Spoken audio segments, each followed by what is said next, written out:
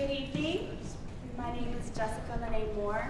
I'm a graduate student assistant at the Center for African American Poetry and Poetics and the curator of the experience you're about to see tonight. I have an introduction that I'm going to read, keep myself reined in and on point. Good evening, everyone. Already said that. I wanted to start off by saying thank you because it's important for everyone who's contributed to this event to be acknowledged. There are many, many hands that assisted in making the event possible.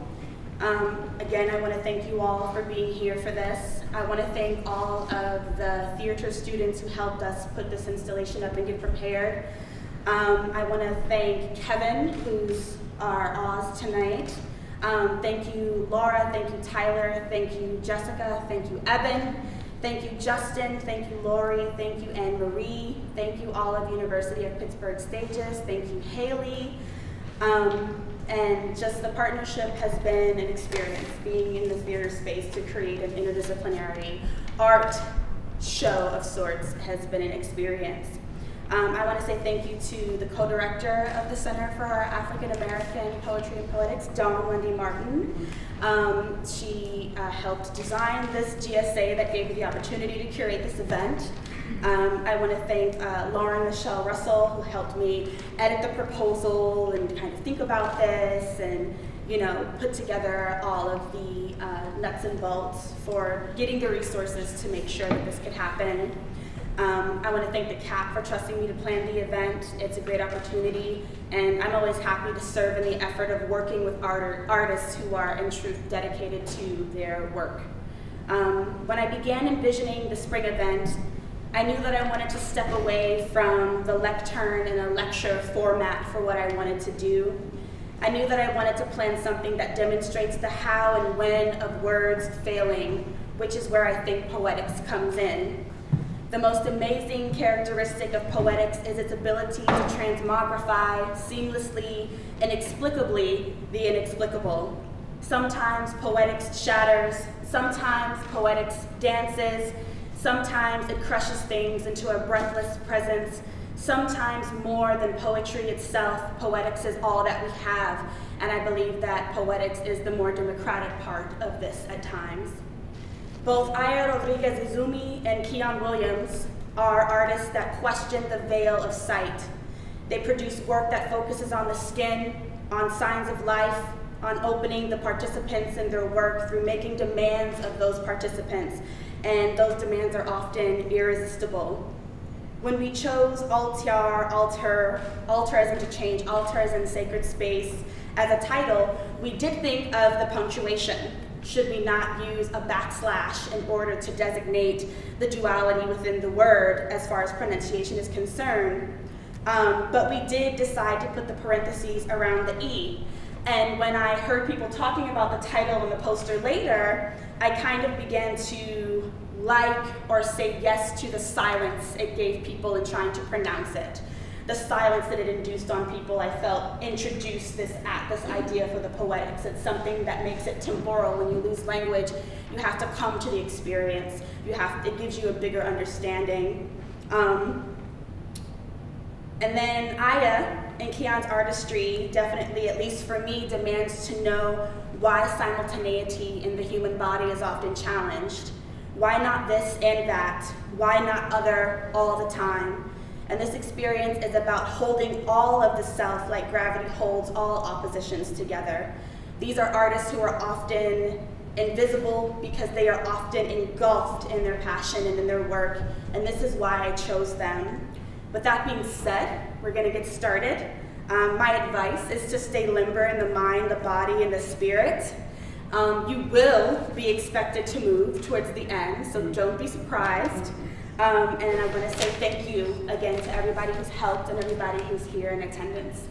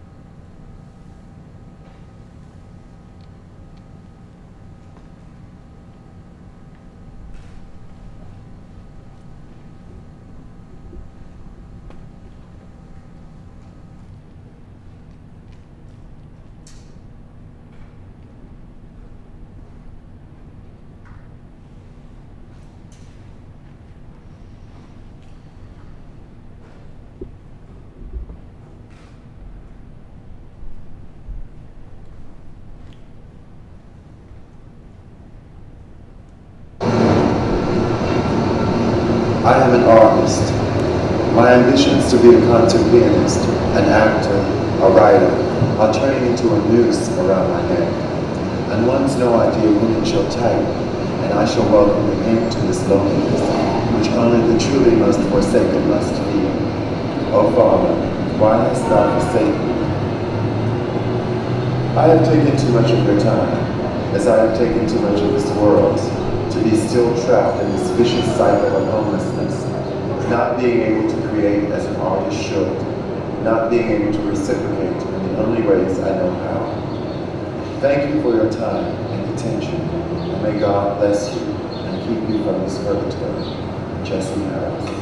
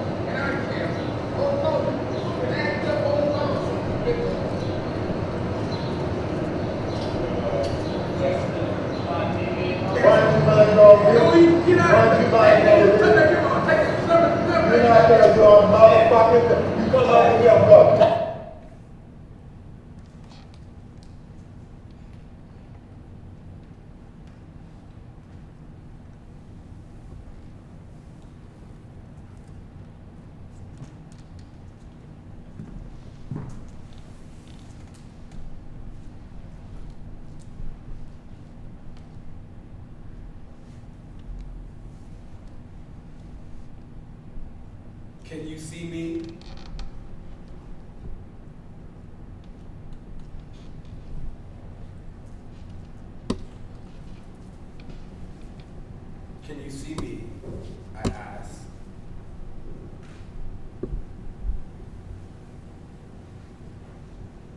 For so long, I had been invisible, lonely and longing, invisible, desperate and hungry for myself.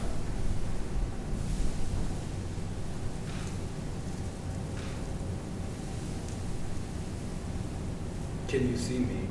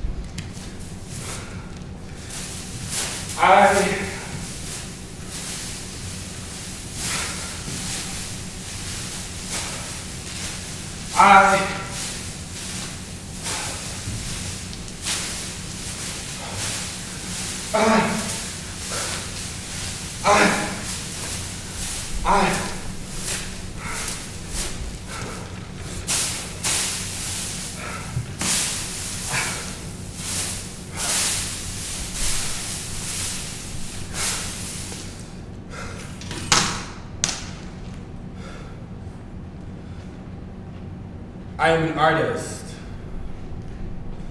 I am an artist. I am an artist. I am not a homo. I am not a man in a dress. I am not a faggot. I am not a homo. I'm not a man in a dress.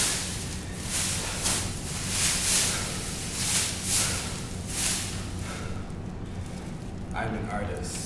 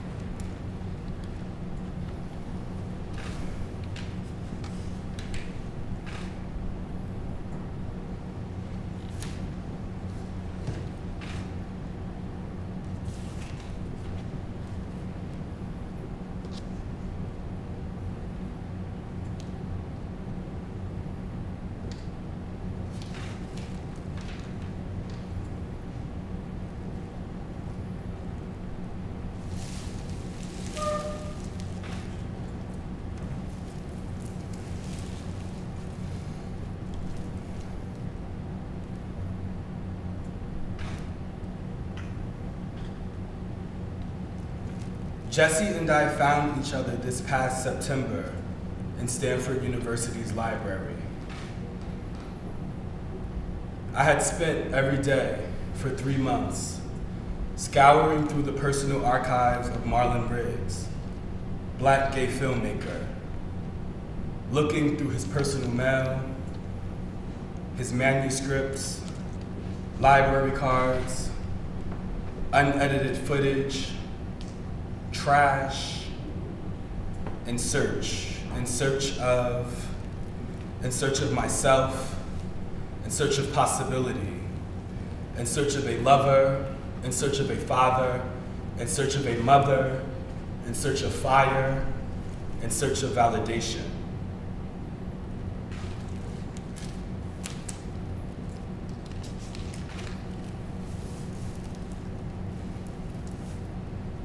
I found Jesse in box number 28, waiting in a VHS cassette tape waiting to be discovered by me. Jesse Harris was interviewed in 1988 in Washington, D.C. He was interviewed by Marlon Briggs for his film, Tongues Untied, the first of its kind to air on public television in 1989, the first film of its kind to air on public television to explore the lives of Black gay men.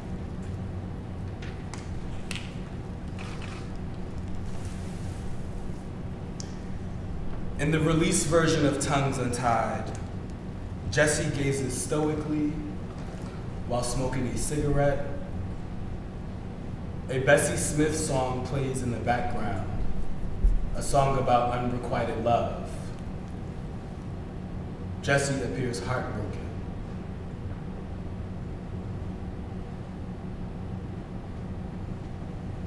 In the released footage of the film, Jesse does not speak. Jesse is silent. How many of us, Black, queer, femme, trans, how many of us are silent and silenced when we dare to speak the names of the men who rape us? Or when we dare to speak against the systems that try and suffocate and strangle us by the throat? How many of us are silenced when we dare to speak against the very things that deprive us of life and living, the things that in fact attempt to kill us?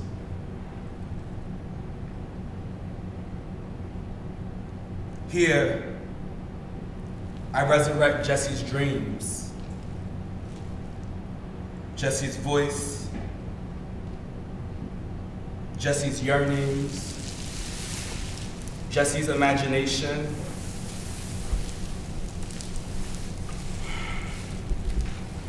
I find reflections of myself in Jesse. I see myself in the stubble of hair growing from his chin. I see myself in Jesse's shoulders, the way they fill up a blue dress.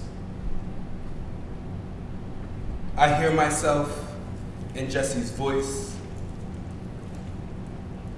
when he speaks up and speaks back against a person who dare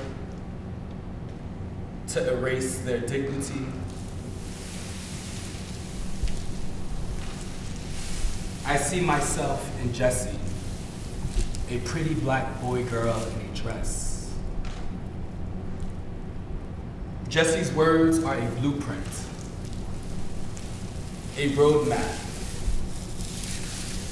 a prayer, perhaps, for my own existence.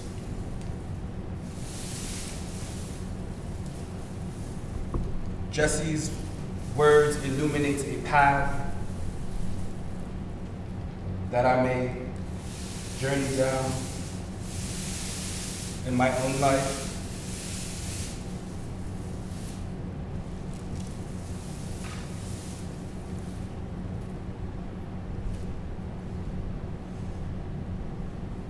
To this day, we don't know if Jesse is alive or dead.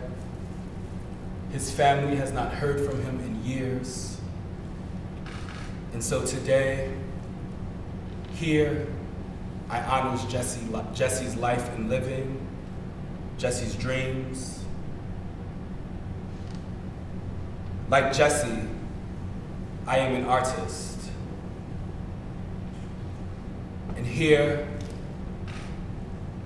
I find safety amongst these lights.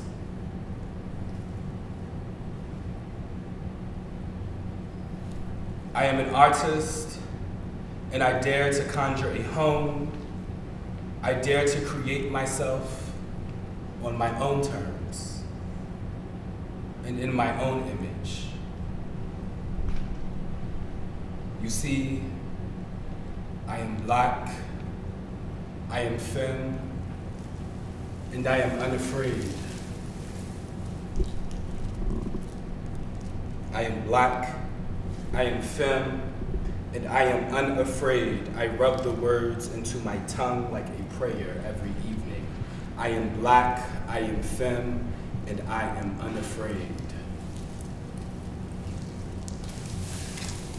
And tonight, if I act like a girl, don't you judge me.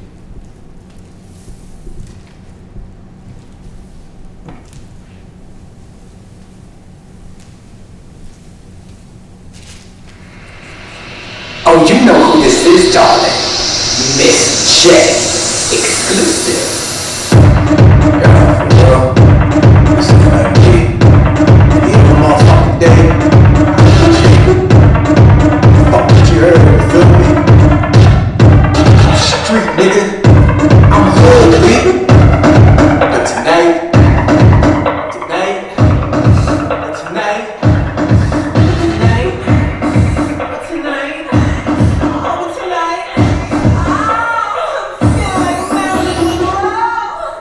if I act like a girl, would you judge me?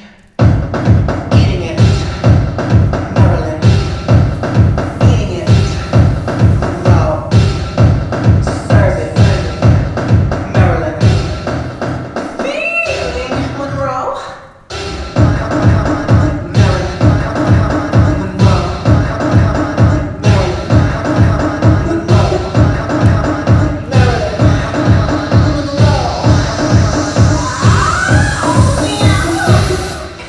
Pussy out the cage, would you judge me? Hold it away, been gone for a minute, step back, and put my whole foot in it in what? But you think you can slay? Come on, let's play. I got a nickname for your paddywhack. Give it all up when I wanna take the bitch back. I'm that lyrical bitch with a spinning track. Now let me see you serve your pussy to that. Let me see you serve like Maryland. Eat it up, pussy like Maryland. Put a cat, kitty cat to the Maryland. Give me some of that, like Maryland. Let me see you serve like Maryland. Eat it up, pussy hot like Maryland. Put a cat, kitty cat to the Maryland. Give me some of that, like Maryland. Monroe. If I had really, really come, would you judge me? Eating it, Maryland. Eating it, Monroe. Serve it, Maryland. Feeling Monroe. Maryland, Monroe.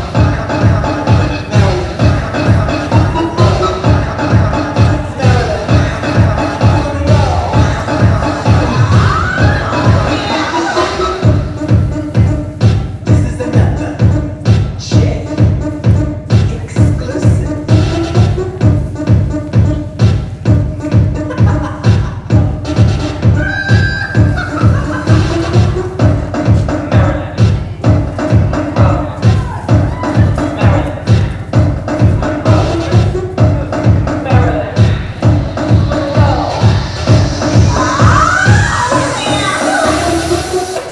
I know I must not fit society's standards, but I beg of you, tonight, don't judge me. Eating it, Maryland. Eating it, Monroe. Serve it, Maryland. Feeling Monroe.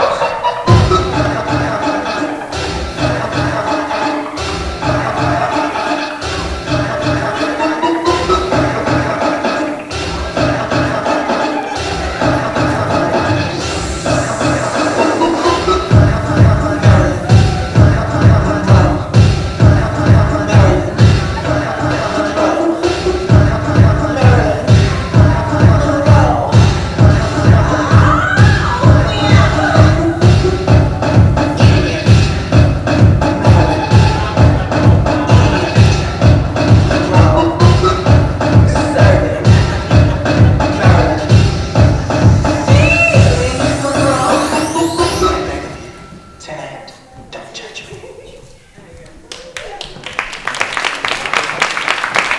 Oh, you know who this is, darling. Miss J.